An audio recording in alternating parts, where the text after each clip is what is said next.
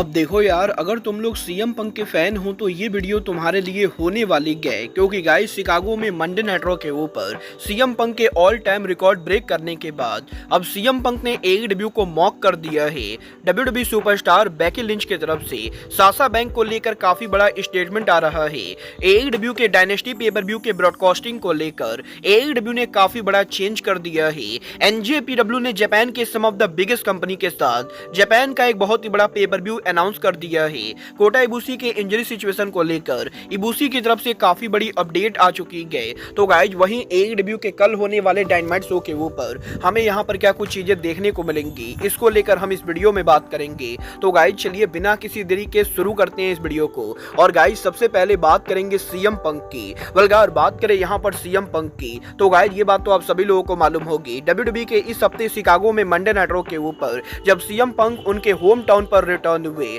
तो guys CM Punk के return की वजह से डब्ल्यूडब्ल्यूई के रॉ की अटेंडेंस पिछले 5 साल में हाईएस्ट अटेंडेंस थी। और गाइस इस हफ्ते शिकागो में मंडे नाइट रॉ के ऊपर करीबन 15,000 लोग शो के ऊपर मौजूद थे। और गाइस यहां पर डब्ल्यूडब्ल्यूई के मंडे नाइट रॉ के ऊपर 15,000 से ज्यादा अटेंडेंस होने के बाद अब फाइनली सीएम पंक ने सोशल मीडिया के ऊपर डब्ल्यूडब्ल्यूई को लेकर एईडब्ल्यू कंपनी को मॉक कर दिया है। जहां पर सीएम पंक इंस्टाग्राम के ऊपर डब्ल्यूडब्ल्यूई के मंडे नाइट रॉ के अटेंडेंस को लेकर एक पोस्ट डालते गए और सीएम पंक इस पोस्ट के अंदर डब्ल्यूडब्ल्यूई के रॉ के ऊपर अटेंडेंस को फेक बताते गए, जहां पर सीएम पंक पोस्ट में ये लिखते गए कि शिकागो के टर्नस्टाइल काउंट के हिसाब से डब्ल्यूडब्ल्यूई के रॉ के ऊपर 85,000 लोग मौजूद थे। और गाइस सीएम पंक ये कहते गए कि शिकागो में सीएम पंक के शो को देखने के लिए 85,000 लोग मंडे नाइट रॉ के ऊपर आए थे। बट गाइस यही सीएम पंक के इस पोस्ट के बाद CM Punk back to back एक और पोस्ट करते गए, जिस पोस्ट के अंदर वो यहाँ पर पिछले पोस्ट को मजाक बताते गए। और गाइस सीएम पंक ये कहते गए कि वो यहाँ पर लोगों से झूठ नहीं बोलेंगे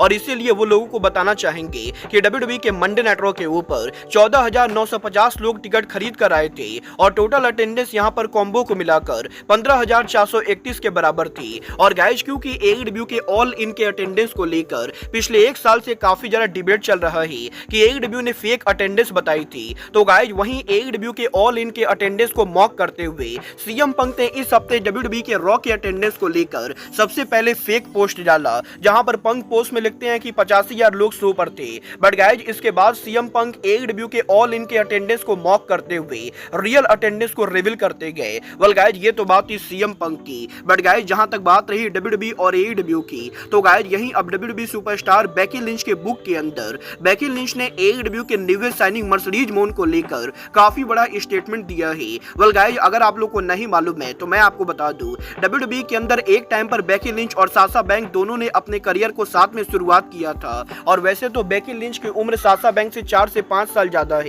बट गाइस इसके बावजूद भी बेकी लिंच उनके बुक के अंदर ये लिखते गए कि मर्सिडीज मोन यहाँ पर हमेशा से एनएक्सटी के अंदर यहाँ पर बेकी लिंच के मुकाबले बेटर थी। और जिस तरीके से साशा बैंक एनएक्सटी के अंदर अपने आप को कैरी करती थी और जिस तरीके से वो अपने कैरेक्टर को होल्ड करती थी, उस चीज को देखकर बेकी लिंच काफी ज्यादा इंप्रेस हुई थी। और गाइस यहाँ पर साशा बैंक की उम्र में बेकी लिंच से कम होने के बाद भी डब्ल्यूडब्ल्यूई में अर्ली डेज के अंदर बेकी लिंच यहाँ पर साशा बैंक के अंदर रहकर काफी सारी चीजों को सीखती थी। और गाइस यहाँ पर बेकी लिंच का ये कहना है कि definitely Sasha Banks wrestling industry की वो रेसलर है जिसने अर्ली डेज में काफी सारे रेसलर्स की मदद की गई और वो इस चीज को लेकर हमेशा थैंकफुल रहेंगी कि अर्ली डेज के अंदर उन्हें साशा बैंक से काफी सारी चीजें सीखने को मिली। और कुछ इस तरीके से बेकी लिंच के बुक के अंदर बेकी लिंच ने साशा बैंक की काफी ज्यादा तारीफ कर दी गई, जो कि मेरे हिसाब से काफी बढ़िया बात है। बट गाइस चलिए फिलहाल आगे बढ़ते हैं और बात करते हैं एईडब्ल्यू के upcoming pay per view AEW dynasty की। वेल गाइस ये बात अगर आप लोग को नहीं मालूम है तो मैं आपको बता दूं,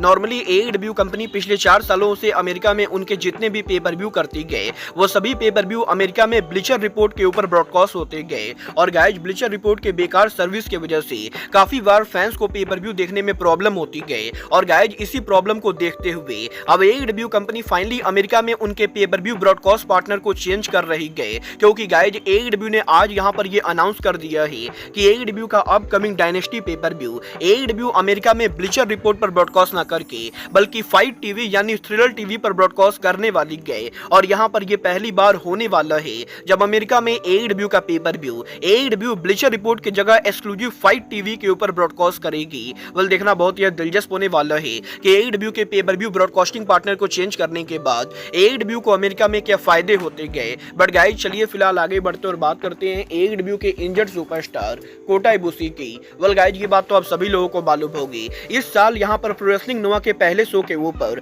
कोटा इबुशी मैच के अंदर जब रेसल कर रहे थे तो गाइस उसी मैच के अंदर कोटा इबुशी को डबल फुट इंजरी हो जाती गई और इस वजह से कोटा इबुशी अब यहाँ पर ना तो AEW पर काम कर रहे गए और ना ही AEW के बाहर किसी और कंपनी पर काम कर रहे गए। और यही इबुशी के डबल फुट इंजरी के बाद अब फाइनली इस हफ्ते कोटा इबुशी ने सोशल मीडिया पर एक वीडियो पोस्ट किया है, जिस वीडियो के अंदर वो यहाँ पर उनकी पर्सनल रिंग के अंदर ट्रेनिंग कर रहे गए। और गाइस जैसा कि आप लोग इस वीडियो में देख सकते हो, कोटा इबुशी करंटली जापान में इंजर्ड होने के बाद भी फाइनली यहाँ पर दोबारा रिंग के अंदर वापस आ चुके गए और वो यहाँ पर रेसलिंग पर रिटर्न करने के लिए दोबारा से उनकी ट्रेनिंग शुरू कर चुके गए। वेल देखना बहुत ही दिलचस्प होने वाला है कि कोटा इबुशी AEW पर उनका इन रिंग रिटर्न कब करते गए। बट गाइस चलिए फिलहाल आगे बढ़ते और बात करते हैं NJPW के जापान में सुपर शो की। वेल गाइस अगर आपको जापानीज रेसलिंग के बारे में नहीं मालूम है तो मैं आपको बता दूं, जिस तरीके से अमेरिका में WWE, AEW और TNA जैसी कंपनी एक दूसरे की राइवल कंपनी गए, वैसे ही जापान के अंदर AJPW, NJPW, नोआ, DDT, ड्रैगन गेट सहित काफी सारी बड़ी कंपनी एक दूसरे की राइवल कंपनी गए।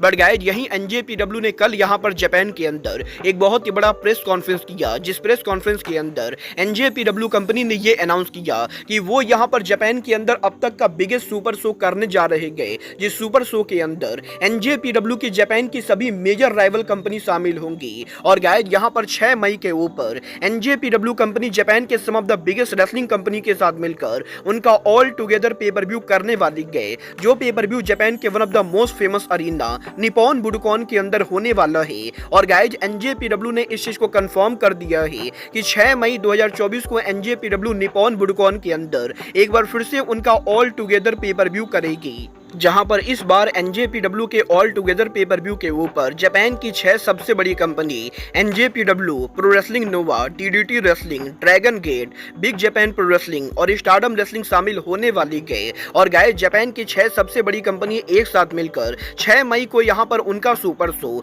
ऑल टुगेदर करने वाली गए, जिस पेपर व्यू के ऊपर इन सभी कंपनी के रेसलर्स एक दूसरे को क्रॉस प्रमोशन में फेस करेंगे। वेल देखना बहुत ही दिलचस्प होने वाला है कि ऑल टुगेदर के ऊपर इस साल कोई टाइटल ऑन द लाइन होता है या नहीं। बट गाइस चलिए फिलहाल आगे बढ़ते और बात करते हैं AEW के कल होने वाले डायनामाइट शो की। वेल बात करें AEW के कल होने वाले डायनामाइट शो की तो गाइस सबसे पहले तो मैं आपको ये बता दूं, कल यहाँ पर एक बार फिर से AEW कंपनी उनके डायनामाइट को अमेरिका की जगह कनाडा में करने वाली गए, जहां पर कल AEW कंपनी क्यूबेक के अंदर उनके पहले शो के अंदर उनके शो को सेंटर वीडियोट्रॉन में करेगी। और बात करें अरीना की कैपेसिटी की तो वैसे तो अरीना की कैपेसिटी 18,000 से 19,000 के बराबर है, बट AEW के शो के लिए कल के डायनामाइट की कैपेसिटी करीबन यहां पर 4,429 के बराबर है, जहां पर 4429 टिकट में से AEW कंपनी ने अभी तक करीबन 4130 टिकट सोल्ड आउट किए हैं। और अभी कल के डायनामाइट शो के ऊपर AEW को करीबन 250 से 300 टिकट सोल्ड आउट करना बाकी गए,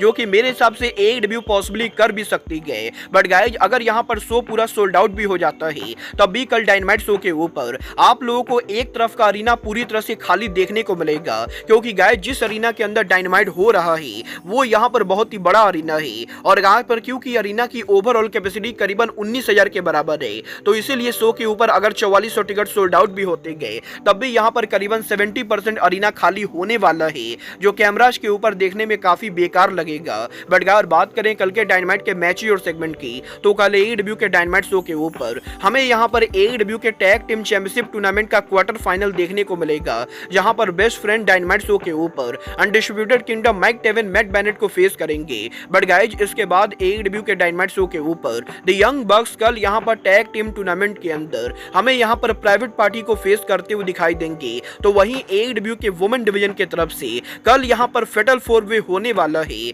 और इस मैच को जो भी रेसलर जीतेगा वो AEW के TBS चैंपियन जूलिया हट को चैलेंज करेगा। जहां पर AEW के फेटल 4-वे वुमेन मैच के अंदर हमें यहां पर स्काई ब्लू, क्रिस स्टैटलैंडर, एना जे और विलो नाइटिंगेल के बीच में फेटल 4-वे देखने को मिलने वाला है। और यहां पर नंबर 1 कंटेंडरशिप मैच के अंदर कल यहां पर मर्सिडीज मोन कमेंट्री टेबल के ऊपर मौजूद होंगी। वेल देखना बहुत ही दिलचस्प होने वाला है कि इन चारों में से कौन यहां पर जूलिया हट के टाइटल का नंबर 1 कंटेंडर होता है। बट बात करें अगर यहां पर नंबर 1 कंटेंडर की तो कल यहां पर अनऑफिशियल तरीके से हमें यहां पर स्वार्व स्टिकलैंड और कोनोशुके ताकेशिता के बीच में number 1 contender for the AEW world championship देखने को मिलेगा, जहां पर पहली बार डायनामाइट डायनामाइट शो के ऊपर सौरभ और ताकेशिता आमने सामने होने वाले गए और फाइनली कल डायनामाइट के मेन इवेंट के ऊपर हमें यहां पर एक बार फिर से एक बड़ा ड्रीम मैच देखने को मिलेगा, जहां पर एरियल एसोसिएशन विल ऑस्प्रे कल डायनामाइट शो के ऊपर लेजेंड कात्सुयोरी शिबाता को फेस करेंगे। वह देखना बहुत ही दिलचस्प होने वाला है कि एईडब्ल्यू के डायनामाइट पर इन बड़े मैचेस के अलावा